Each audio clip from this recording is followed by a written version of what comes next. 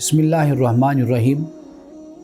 انبیاء علیہم السلام کی تعلیمات میں سے ایک تعلیم کا نقطہ یہ بھی ہے اور یہ بہت اہم ہے، اس کا تعلق انسانوں کے ساتھ ہے، اللہ کی مخلوق کے ساتھ ہے۔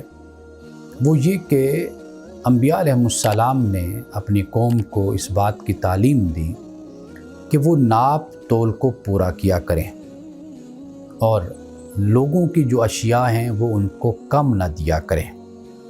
یعنی اس سے مراد یہ ہے کہ جب وہ کوئی چیز قیمتاً خریدتے ہیں تو پھر ان کو اتنا ہی دو جتنا ان کا حق بنتا ہے، جتنی انہوں نے قیمت ادا کی ہے۔ اللہ پاک فرماتا ہے وَلَا تَعْثَوْا فِي الْأَرْضِ مُفْسِدِينَ، اور زمین میں مفسد بن کر مت پھرو، یعنی فساد پھیلانے والے۔ تو معاشرے میں اسی وقت ہی فساد پھیلتا ہے کہ جب ایک انسان دوسرے کو اس کا حق نہیں دیتا اور اس کے ساتھ ظلم سے پیش آتا ہے۔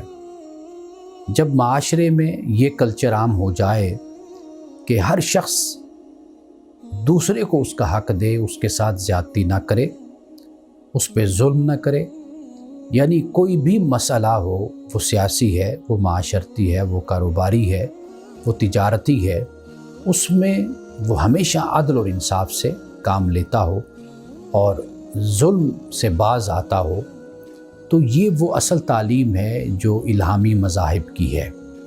اللہ سبحانہ و تعالیٰ نے جتنے بھی پیغمبر بھیجے ان کی تعلیمات میں سے یہ نقطہ سب سے اہم ہے، اس لیے کہ اس کا تعلق بندگان خدا کے ساتھ ہے۔